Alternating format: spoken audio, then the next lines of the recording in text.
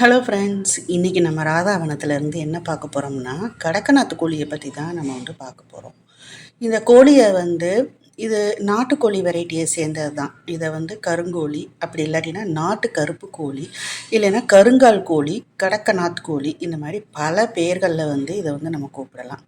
இது இந்தியாவில் தான் இருக்குது. ஆனால் இது மத்திய பிரதேசத்தை சேர்ந்தது. அதுதான் இதோட பிறப்பிடம். இதை காலமாசி அப்படின்னு கூட அவங்க சொல்கிறாங்க. இந்த கோழி இனம் கருப்பு நிறத்தில் இருக்கும். அதாவது இதோட இறைச்சி பகுதியும் கருப்பு கலரில் தான் இருக்கும். ஆனால் நல்ல சுவையாக இருக்கும். இதில் ரொம்ப மருத்துவ குணம் அதிகமாக இருக்குது.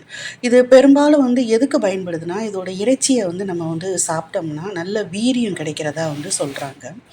ஏன்னா இதோட உடம்புல மெலனின் நிறமி அதிகமாக காணப்படுகிறது. அதனால தான் இதை ஃபுல்லாக பிளாக் கலர்லேயே இருக்குது. இதோட கருப்பு தொகையில் பச்சை நிறம் கலந்து வானவில்ல உள்ளது போல வண்ணங்கள் கொண்டதாகவும், இதன் இறைச்சி, எலும்புகள் போன்ற அனைத்து பாகங்களும் கருப்பு நிறத்தில் இருக்கும். இந்த கோழியின் தோல், அலகு, கால் விரல்கள், பாதம் போன்றவை சாம்பல் நிறத்தில் இருக்கும். கொண்டை, நாக்கு போன்றவை இளஞ்சிவப்பு நிறத்தில் இருக்கும். இதெல்லாம் விக்கிபீடியாவில் உள்ளதை நான் உங்களுக்கு கொஞ்சம் படித்து காட்டுறேன். ஆனால் நாங்கள் வாங்கின கடக்கநாத்து கோழியில் இவங்க சொல்கிற மாதிரி இறைச்சி இதெல்லாமே கருப்பு கலரில் தான் தெரியுது. ஏன்னா அதோட ரெக்கையை நம்ம தூக்கி பார்த்தோம்னா உள்ள தோல்ல இருந்து எல்லாமே கருப்பு கலராக தான் இருக்குது. காலும் சாம்பல் நிறத்தில் தான் இருக்குது. ஆனால் அதோட கொண்டையும் கருப்பு நிறத்தில் தான் இருக்குது. இளஞ்சிவப்பு அந்த மாதிரிலாம் எதுவும் நான் பார்த்த மாதிரி தெரியல. இந்த கோழியை நாங்கள் எப்படி வாங்கினோம் அப்படின்னா, யூடியூப்பில் நிறைய வீடியோ பார்த்தேன் நான். அதில் சேலத்தில் ஒருத்தர் இதை பிஸ்னஸ் பண்ணுறதா கேள்விப்பட்டு, அப்புறம் அவருக்கு நாங்கள் ஃபோன் பண்ணி ஆர்டர் போட்டோம். நாங்கள் அவர்கிட்ட எத்தனை மாத கோழி குஞ்சு வேணும் அப்படிங்கிறத கேட்குறாரு. நாங்கள் 3 மாத கோழி குஞ்சு வேணும் அப்படின்னு கேட்டதுக்கு, அப்போ அந்த அந்த நேரத்தில் அவருக்கு 3 மாத கோழி குஞ்சு அவைலபிளாக இல்லாதனால எங்களுக்கு 1 மாத கோழி குஞ்சு கொடுத்தாரு. ஸோ அவர் எப்படி அனுப்பி விட்டார் அப்படிங்கிறத நீங்கள் இந்த பாக்ஸ்லேயே தெரிஞ்சிருக்கும். நல்லா வென்டிலேஷனாக நல்லா ஏர் போகிற மாதிரி, கோழிகளுக்கு எந்த வித தொந்தரவும் செய்யாமல் கீழே அந்த காயர் மெத்த மாதிரி போட்டுட்டு ரொம்ப அழகாகவே அவர் நல்ல பாக்ஸிங் ரொம்ப நல்லா பண்ணியிருந்தார். நல்லா சுற்றி நல்லா காத்தோட்டம் போகிற மாதிரி அந்த மாதிரி கோழிகள் ஒன்றுக்கு ஒன்று நல்லா அரவணைப்பாக, ரொம்பவும் பெரிய பெட்டியாக இல்லாமல். நாங்கள் 20 கோழி ஆர்டர் பண்ணோம். நாங்கள் அந்த 20ல் நாங்கள் எப்படி சொல்லியிருந்தோம்னா, 4 சேவல் இருக்கிற மாதிரி, மீதி 16 கோழியாக இருக்கிற மாதிரி. அதாவது நாங்கள் எப்படி நாங்கள் யோசிச்சுருந்தோம்னா, 5 கோழிக்கு 1 சேவல் போதும் அப்படிங்கிற மாதிரி யோசிச்சுருந்தோம். அப்புறம் சரி மொத்தமாகவே 20 அப்படிங்கிற மாதிரி சொல்லிட்டோம். ஸோ அதில் எங்களுக்கு 4 மட்டும் சேவல் போதும், அதுக்கு மேலே சேவல் வேண்டாம் அப்படிங்கிற மாதிரி நாங்கள் சொல்லியிருந்தோம். ஏன்னா ஏற்கனவே நாங்கள் ஒருத்தர்கிட்ட பெருவிடை வாங்கியிருந்தோம். ரொம்ப நல்லா தெரிஞ்ச நண்பர் தான். அதனால் கண்ணை மூடி அவரை நம்பி ஒரு 10 கேட்டிருந்தோம். 10க்கு 1 சேவல் போதும் அப்படிங்கிற மாதிரி கேட்டிருந்தோம். ஆனால் அவர் எங்களை ஏமாற்றிட்டார். 9 சேவல் கொடுத்துருந்தாரு, 2 கோழி. சரி இருந்தாலும் நாங்கள் அதை வெளியில் கொடுக்க மனசு இல்லாமல் வளர்க்க தான் செஞ்சோம். ஆனால் அது வேறு அந்த வலையை கோழி யானை மிதிச்சிருச்சு. அதனால் வேறு வழி இல்லாமல் அதை கொடுக்குறதாயிருச்சு. ஸோ அதனால் அதுக்கப்புறம் சரி முட்டை அதிகமாக வைக்கக்கூடிய இந்த கோழிகளை, இந்த கருங்கோழியை வளர்ப்போம் அப்படின்னு சொல்லிட்டு தான் இது முயற்சி பண்ணி இது வாங்கினோம். ஸோ அதனால் எங்களுக்கு இவர் மேலேயே எங்களுக்கு பெருசாக நம்பிக்கை இல்லை.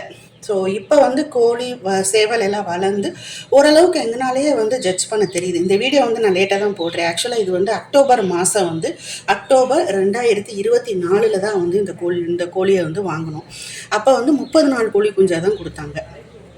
ஸோ அதனால் சரி ஆரம்பத்துலேருந்து வந்ததுலேருந்து உங்களுக்கு நாங்கள் வீடியோ போட்டோம்னா உங்களுக்கும் அதை பற்றின நாலேஜ் இருக்கும் அப்படிங்கிறதுக்காக தான் இந்த வீடியோ இவ்வளோ லேட்டாக போட்டுட்ருக்கேன் நான்.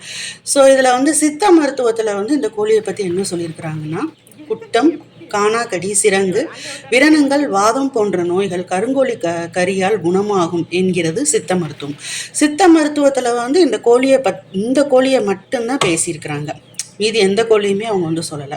முற்காலத்தில் ஆண்களுக்கு வீரியத்தை அதிகரிக்க சில மூலிகைகளுடன் சேர்த்து சமைக்க கருங்கோழி குழம்பு பயன்படுத்தப்படுகிறது. பெருங்காயம், மிளகு, பிரப்பங்கிழங்கு என பல மருத்துவ மூலிகைகளை சேர்த்து செய்யப்படும் கருங்கோழி சூரணத்தால் விக்கல், குட்ட நோய்கள் மூலம் வாயு நீக்கும் என்பதற்கான பாடல் குறிப்பு உண்டு. ஸோ இதெல்லாம் வந்து சித்த மருத்துவத்தில் இதை பற்றி சொல்லியிருக்கிறாங்க. ஆனால் உண்மையிலேயே இது வந்து ரொம்ப நல்லா தான் இருக்குது. இது வந்து நாட்டுக்கோழி வெரைட்டியை சேர்ந்தது தான். இதோட முட்டை வந்து க்ரீம் கலரில் இருக்கும் அப்படின்ட்டு விக்கிபீடியாவில் போட்டிருக்குது. ஸோ இது எல்லாமே நான் வந்து கோழி வாங்கினப்ப இதை பற்றின டீட்டெயில்ஸ் வந்து நான் படித்தேன் நான். இன்னொன்று, நம்ம வந்து யூடியூப்லேயோ இல்லை யார் மூலமாகவோ நம்ம வந்து யார்கிட்டையோ ஆர்டர் பண்ணி இல்லை இந்த மாதிரி பார்சல் மூலமாகவோ இல்லை நேராக போய் பார்த்து வாங்குகிறோம்னாலும் அதுக்கப்புறம் வந்து அந்த கோழிகளுக்கு ஏதோ ஒரு நோய் வந்துச்சு, இதுக்கு என்ன பண்ணுறது அப்படின்னு நம்ம கேட்டோம்னா பெருசாக வந்து எந்த சப்போர்ட்டும் இருக்க மாட்டேங்குது. அது வந்து அவங்க மேலேயும் தப்புன்னு சொல்ல முடியாது. ஏன்னா வியாபாரம் பண்ணுறவங்க வந்து ரொம்ப பிஸியாகவும் இருப்பாங்க. அதனால நம்ம வந்து எப்போவுமே நம்ம வந்து ஒரு பொருளோ இல்லை ஒன்று செய்கிறோம்னோ அதை பற்றின நாலேஜை வந்து நம்மளே கேதர் பண்ணிக்கிறது வந்து நல்லது. ஸோ இந்த கோழி அடுத்தடுத்து வந்து என்ன பிரச்சனை வந்துச்சு, அதுக்கு நான் என்ன பண்ணேன் அப்படிங்கிறதையும் உங்களுக்கு நான் வந்து அடுத்தடுத்த வீடியோவில் வந்து ஷேர் பண்ணுறேன்.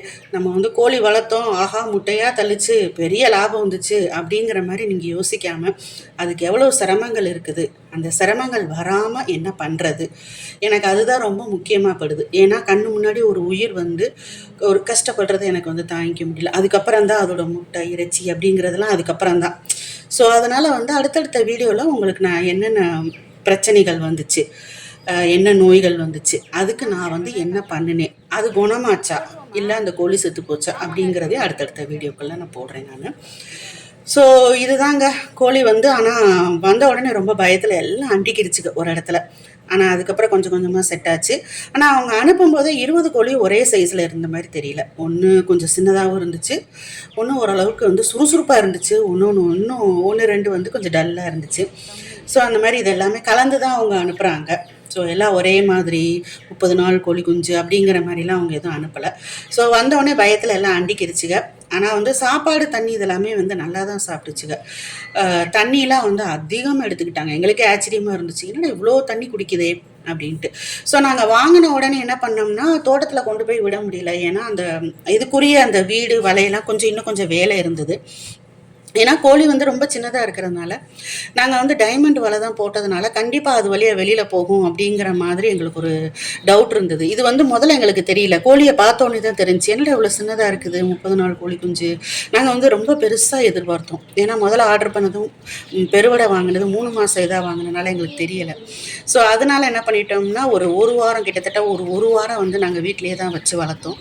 ஒரு ரூமில் வந்து போட்டு வளர்த்தோம். அந்த ஒரு வார கேப்பில் போய் அந்த வலையில் வந்து சுற்றி இன்னும் கொஞ்சம் நல்ல இதுக்கு வெளியில் போகாத அளவுக்கு நல்லா எல்லாமே வந்து செட் பண்ணோம். ஆனால் அந்த ஒரு வாரத்துக்குள்ளே நாங்கள் என்ன பிரச்சனைகள் எவ்வளோ பிரச்சனைகளை ஃபேஸ் பண்ணோம் அப்படிங்கிறது அடுத்தடுத்த வீடியோவில் நான் பார்க்குறேன் நான். ஸோ இதோட விலை வந்து ஒரு கோழி குஞ்சு வந்து 30 நாள் கோழி குஞ்சு 110 ரூபான்னு வாங்கினோம். அவங்க வந்து கவர்மெண்ட் பஸ்ஸில் வந்து எங்களுக்கு அந்த பார்சல் அனுப்பிட்டாங்க. அந்த பார்சல் வந்து 250 ரூபா அப்படின்ட்டு அதுக்கு சார்ஜ் பண்ணாங்கன்னு நினைக்கிறேன். ஸோ ஒரு பாக்ஸுக்கு நீங்கள் 2 பாக்ஸாக வாங்கினீங்கன்னா உங்களுக்கு வந்து 500 ரூபா அந்த மாதிரி வரும். ஸோ அதனால் இதுதாங்க இதோட இது ஃபஸ்ட்டு வந்து வாங்கினதோட இந்த எக்ஸ்பென்ஸு. ஸோ நாங்கள் முதல்ல ஆரம்பத்தில் வந்து கம்பெனியில் என்ன தீவனம் இருக்குதோ அதை தான் கொடுத்தோம். ஏன்னா அதுதான் வந்து அவங்க கோழி அனுப்புகிறவங்களும் ப்ரிஃபர் பண்ணுவாங்க. ஏன்னா எடுத்த உடனே வந்து நம்ம வீட்டு சாப்பாடுக்கு வந்து அட்ஜஸ்ட் ஆகாது.